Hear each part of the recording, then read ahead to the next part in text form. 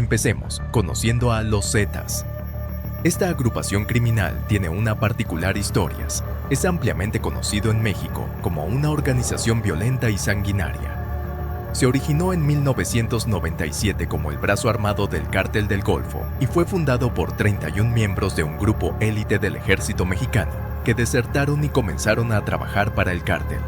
Se volvió uno de los grupos más poderosos y temidos.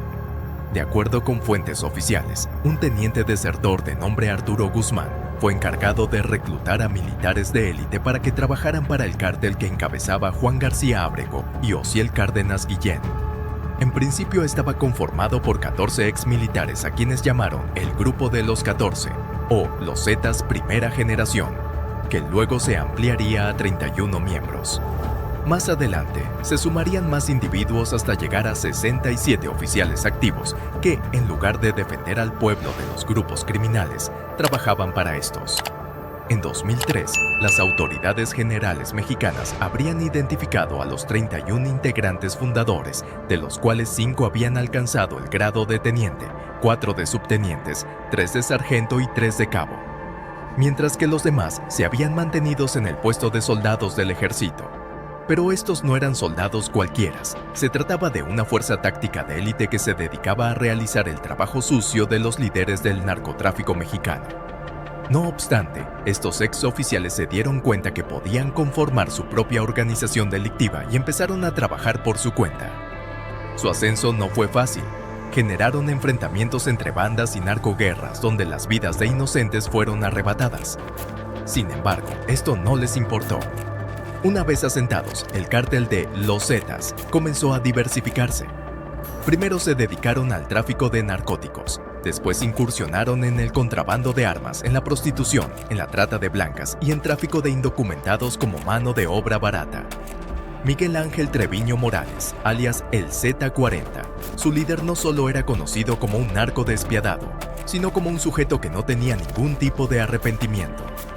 Su hambre de poder no tenía límites, a tal punto que no dudó en expandirse a nivel territorial e influencia en las Fuerzas Armadas y la policía, así como en varios niveles del gobierno. Bajo el liderazgo de Treviño Morales, los Zetas se convirtieron en una de las organizaciones criminales más violentas y poderosas de México. La táctica de los Zetas contemplaba la propagación del terror civil a través de una serie de atrocidades, incluyendo asesinatos, masacres y atentados terroristas. Su lema era mayor salvajismo, más miedo entre la población. Asimismo, se sometía a las autoridades y se silenciaba a los medios. Los Zetas fueron los primeros, según los medios mexicanos, en implementar métodos como la decapitación, el desmembramiento y el guisazo, es decir, disolver los cuerpos en ácido. Los crímenes cometidos por esta agrupación criminal se encuentran entre los más terribles que han marcado la historia de México. Masacre de Tamaulipas. En agosto de 2010, un camión transportaba 72 migrantes con rumbo a Estados Unidos, a cumplir el famoso sueño americano. Sin embargo, un grupo armado los detuvo en la comunidad de San Fernando. Las víctimas eran principalmente centro- y sudamericanas, 58 hombres y 14 mujeres, y fueron secuestradas por miembros de los Zetas. Estos los llevaron a un rancho, una bodega abandonada en el ejido El Huizachal, donde se le exigió que trabajaran para el cártel. Sin embargo, los migrantes se negaron y muchos no contaban con el dinero para comprar su libertad, marcando su fin. Se les asesinó por la espalda, siendo ejecutados con disparos en la cabeza, y sus cuerpos fueron apilados y abandonados a la intemperie, acelerando con ello su proceso de descomposición.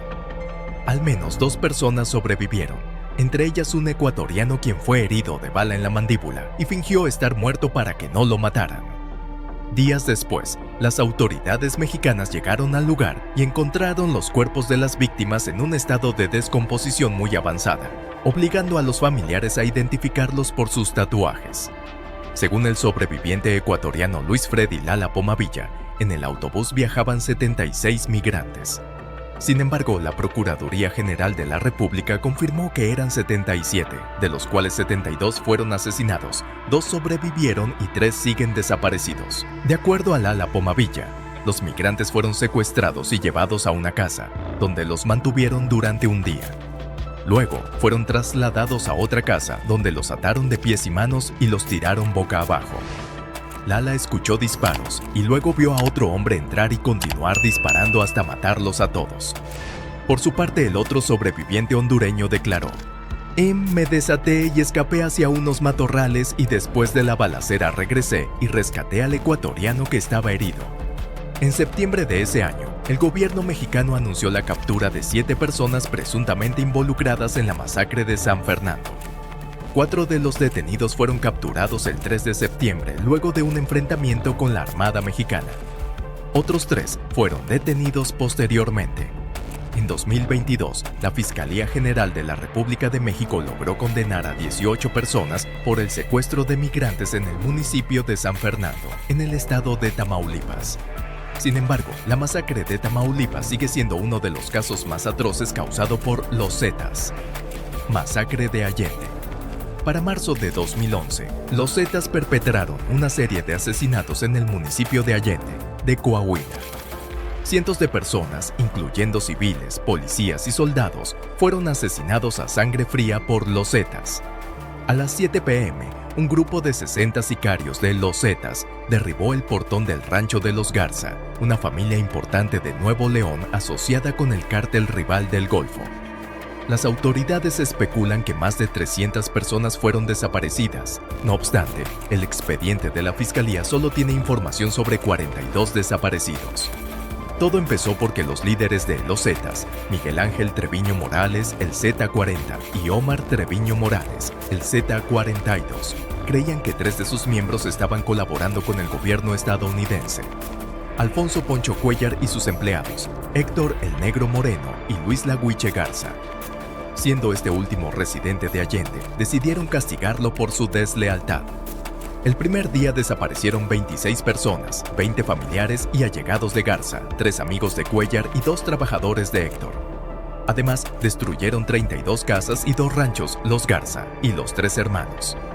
En el inicio de la violencia, los Zetas abrieron fuego y capturaron a un grupo de personas, entre ellas 4 mujeres mayores y 2 niños. El domingo, los atacantes capturaron a un hombre, su esposa y un hijo menor de edad en la casa de un Garza. Asimismo, utilizaron una patrulla policial para transportar a las personas a un rancho donde las habían estado manteniendo cautivas durante el fin de semana. El domingo por la noche las sacaron del rancho para ser ejecutado. Pero antes que nada, saquearon y vandalizaron viviendas e incitaron a los vecinos a robar las casas antes de incendiarlas. Para deshacerse de los cadáveres, los Zetas utilizaron 2 métodos distintos. En el rancho Los Garza, prendieron fuego a la casa y a la bodega donde habían amontonado los cuerpos. El fuego duró toda la noche y los cuerpos se convirtieron en cenizas. Mientras que en el rancho Los Tres Hermanos, rociaron los cuerpos con gasolina y los metieron de uno en toneles de metal. Luego, prendieron fuego a los toneles, haciendo que los cuerpos se quemaran hasta que se convirtieron en mantequilla. En esta masacre también se pudo observar la influencia de los Zetas, ya que durante todo el fin de semana no aparecieron ni uno de los 20 agentes de la policía municipal que estaban de turno. De acuerdo a los lugareños, estos solo miraban cómo todo sucedía. La orden de los Zetas fue no salir a patrullar ni responder a los llamados de auxilio que se presentaran y levantar a cualquiera de apellido Garza para que fueran entregados al grupo criminal. Aquellas autoridades que fueron entrenadas para proteger a los inocentes participaron de forma pasiva en una de las tragedias más terribles de México. Castigo a los rivales. Muchos de los castigos que ejercían este grupo criminal iban dirigidos a sus rivales con los cuales se disputaban territorio. Los Zetas acostumbraban a grabar estas sesiones de tortura para enviarlas a los familiares o para reafirmar su autoridad. Uno de ellos empezó a circular a mediados de 2012. Un vídeo verdaderamente aterrador. En él se podía observar el modus operandi de los interrogatorios salvajes que realizaban los Zetas, donde las víctimas en cuestión fueron 2 miembros del Cártel del Golfo, Francisco Diego Gómez Guevara y Francisco Javier Reyes Cruz. En el video, los sujetos estaban maniatados y vendados, de rodillas. Detrás de ellos estaban 4 personas vestidas con ropa táctica y los apuntaban con armas. De fondo se escuchaba la canción de Beto Quintanilla, El corrido de los Zetas, para finalmente colgarlos del cuello con sogas que tenían listas para su ejecución. Aunque en los últimos años, los Zetas han perdido poder, debilitados por la acción de las Fuerzas Armadas mexicanas y por las disputas internas, siguen siendo una amenaza importante para la seguridad de México.